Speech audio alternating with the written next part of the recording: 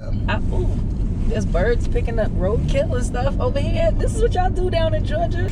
Georgia, like, yo, if you go into the country, Georgia is like where it's real. It's like rats and stuff. It's like crazy. I don't want it, and I just found out like there are roaches Deers here on the side of the road everywhere. Roaches. I don't want the roaches. Now, mind you, I'm from New York, talking about roaches and rats. Like, we got rats and roaches, but the roaches be inside. And y'all rats and roaches are like people. Yeah. y'all street rats are like human beings. Not like street rats. All right, so I think a lot of people want to know how we met. Safety first. Yes, please put your seatbelt on. I'm not trying to kill Dante Bowe in the car. I think a lot of people want to know how we met. And well, we met on Instagram because I saw, well, actually one of my friends put me on your song, Pour Me Out, and I was like, so many worship leaders out here, I'm not impressed, you know. And I was just high and mighty back then, so it was like, I'm not trying to listen to no more worship leaders. And I heard you, and I was like, oh my God, like, she better than me. Nuh-uh. For real, I was just like impressed. I was inspired. That's what I mean by that. And then I DM'd you and was just like, yo, your songs, it's changed my life. It's crazy. Like, I love you, whatever, all this stuff.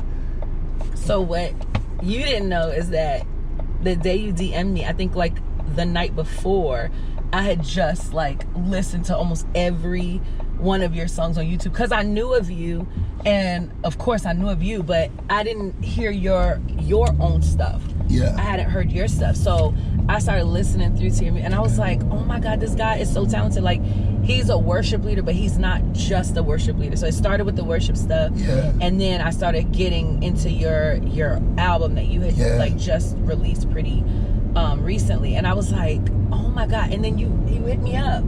I'm like, what? This is crazy. I'm like, oh my God, I love you so much. We were in the flow. We were flowing. Yes. We were definitely flowing. You got your own music coming out now.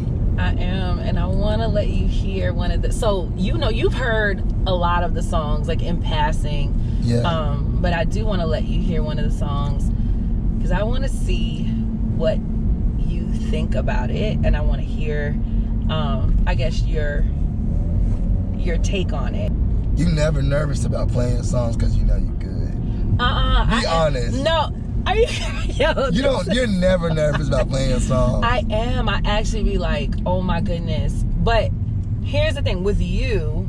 I feel like it's a little different because I think you actually, I don't know, I trust your opinion, if that makes sense. So that's why I am a little nervous, but I'm also like, okay, I could trust him. I want to make sure I play the right one. I love you. Like, I want to make sure I play the right one. Hold on. Okay, wait. The right version. Yeah. Okay, Brandon. I made up my mind that even if I never find the fairy tale ending, it's just a chapter. It's only just a chapter. So I'm choosing to live so secure, knowing this. Jesus, you're my happily ever after. Yeah. It was super important for me to like have music play because I didn't want it to just be about the vocals. I think my vocal is like on the forefront in most of my songs, but and it's good to give like just a break, like for people to like think about what they heard, you know what I mean? Like sometimes it's just like a good time to breathe, like you said in the song. But the vocal production is you murdering it. Like I feel like people gonna see a new side of you, like as far as boys, like they think they've heard, like y'all think y'all heard Naomi sing. Nuh-uh. Naomi can sing. Like I feel like people are gonna get to hear you like play around and like do some cool stuff with your vocal. So for me, like even in writing this song, it's really, this is the last song on the album, and it's really it's the place, and this is the last song I wrote on the project. It was from a place of like, I'm okay with me and I'm good, and I wanted to talk to you. This was one of the songs I wanted to talk to you about, so I'm glad we did this one. How have you settled into, or even have you settled into who you are even if that might evolve in a year, but like have you settled into who you are and where you are, and are you okay with just accepting that things are the way they are, and that you are the way you are, and that you are where you're supposed to be? I mean, of course, like I mean it's taken me a while to like get here, but I am there. Like I feel like I'm fully, you know, aware of, you know, even my flaws or things I want to grow in. But to me, that's me being comfortable with where I am, like understanding that I have a process. That's like a really mature place to be. I think that when you're in process, if you don't accept that you're in process, like you don't ever learn the lesson. You don't ever really get why you're supposed to maybe not have an attitude or something. If you're just beating yourself over the head to not have the attitude, it becomes more about your action, or like the choices that you made, rather than the reason, the motive, the thing behind the choices that we're making. I don't know, I feel like when we live in that way, it's just that I feel like, you know, when your parents just used to beat you for like, but you never really learned nothing. It's just like, now I learned to be afraid of getting beat. And I learned to not want to not want to disappoint people, or not want to disappoint myself, but rather than just trying to be good for goodness sake, you know? No, but, and it's like, anyway, I'm definitely at that place though, where I'm like, this is who I am, and, you know, I'll grow, I'll learn, but this is who I am. And, you know, everybody's not going to want to deal with or be around, or, you know, somebody that's comfortable in themselves in that way. But that's sad. So did that hurt to accept that maybe people wouldn't accept you, or that you would have to let go of certain relationships or hopes for certain people approving you that maybe it mattered before? Maybe it doesn't matter now. It's too much. No, exactly. I did feel hurt, you know, by it. But also, it's like, I'm really grateful for coming into the faith early, because I feel like I've had so many, you know, obstacles and stuff with God. Like, me and God have gotten through a lot. Like, one of your songs, you know, I'll testify of the battles you won, did you party, all that stuff. Like, I feel like I've been through all that with the Lord. And so I'm at that place in my life where I'm like, you know,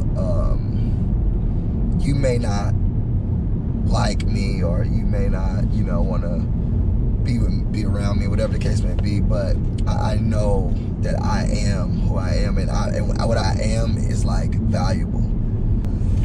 So do you think, because I hear what you're saying, and I agree, because I feel like I'm at the same place where I'm okay with me. I'm really okay. And I think people are mad because I'm okay. I feel like that, though, is, for me, it was difficult. It was not a long space of time, but it's a part of the reason why I had slipped into a depression, because I was such a people pleaser, and I was so afraid that I was going to let people down, that they weren't going to like me anymore, that they weren't going to accept me, that they weren't going to want me around, and that they were going to really change their minds about who I am. And a lot of it's been a woman and a black woman at that too. And you know that is.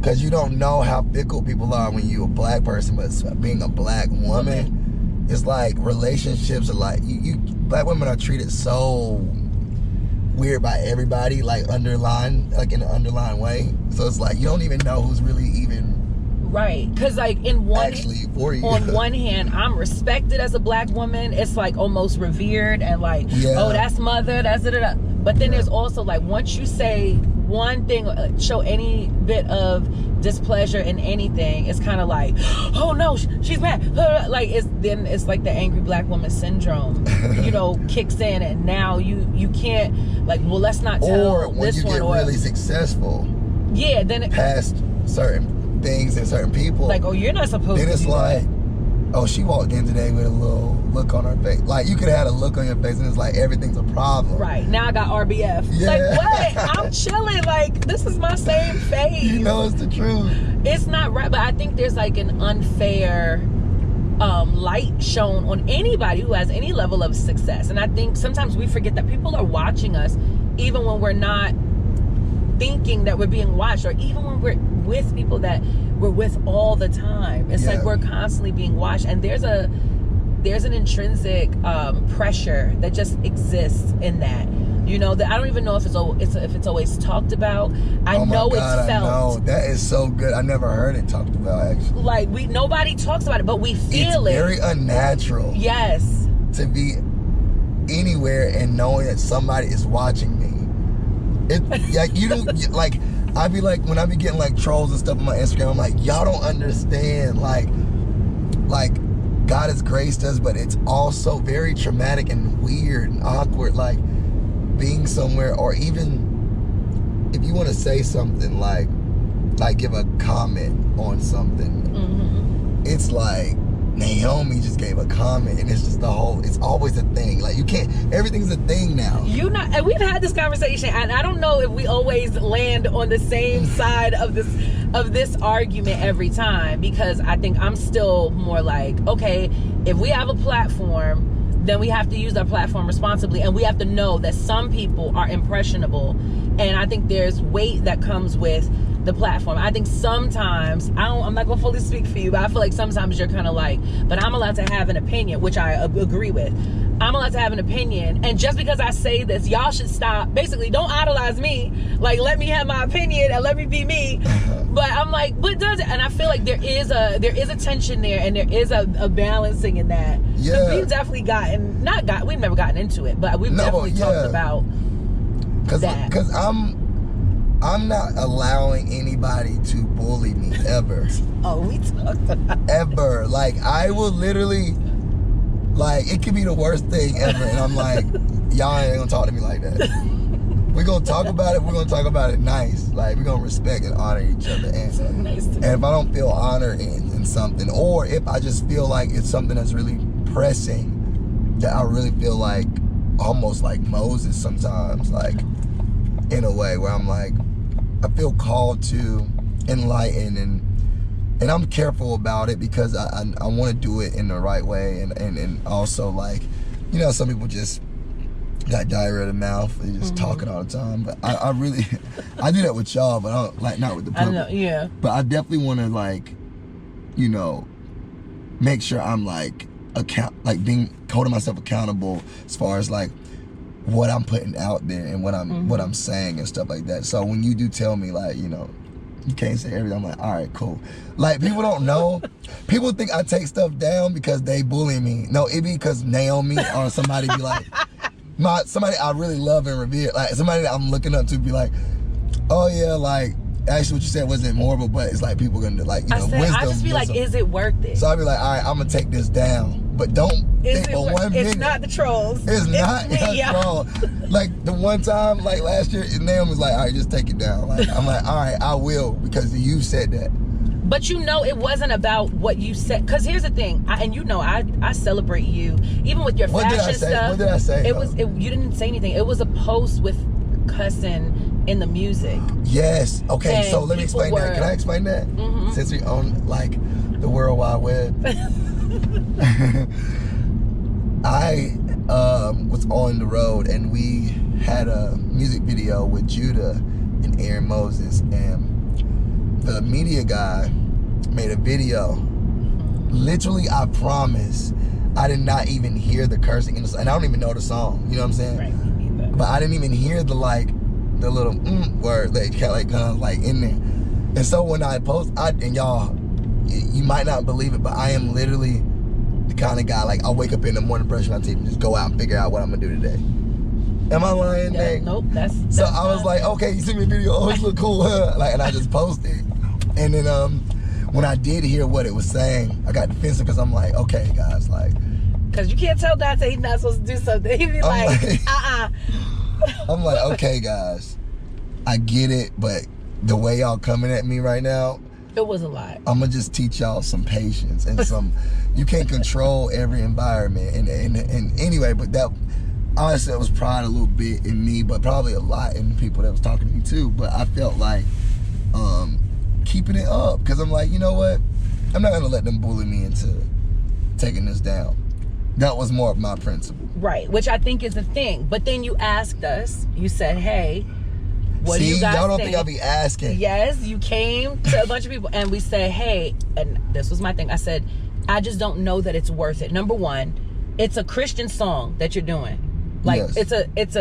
it's a Christian song, which I hate saying Christian song. But it is. But- it's like a faith-based record. It's a faith-based record. So I just wouldn't want to pull attention from the song that just came out today for this. This to me just feels like we letting the devil win for some nonsense when the point is to push the song. And then I'm like, we're on tour, like people are coming, they're about to hear you.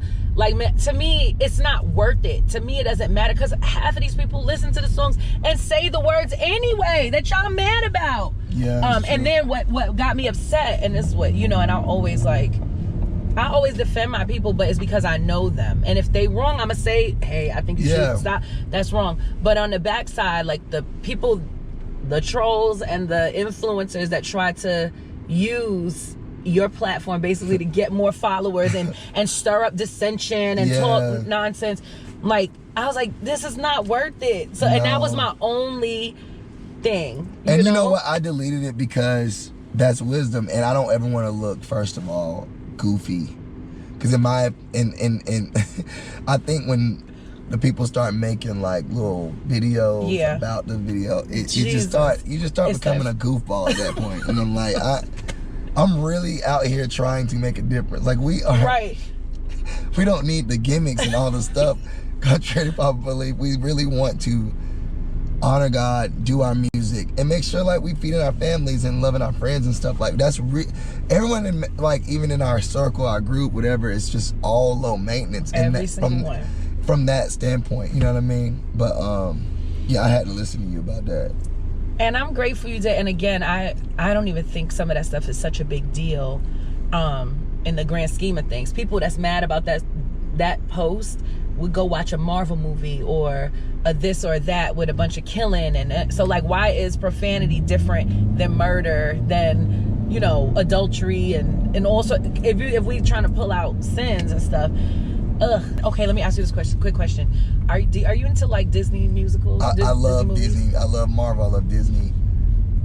Like, I probably watched all the Disney like movies, especially from my era. Yes. Okay. What's your favorite one? Mine is my favorite soundtrack is Tarzan. I wanna know, can you show me? I wanna know, don't be strangers like me. Thank you for taking this ride with me. Thank you for talking to me and chatting. Thanks for having me. I love you. I love you.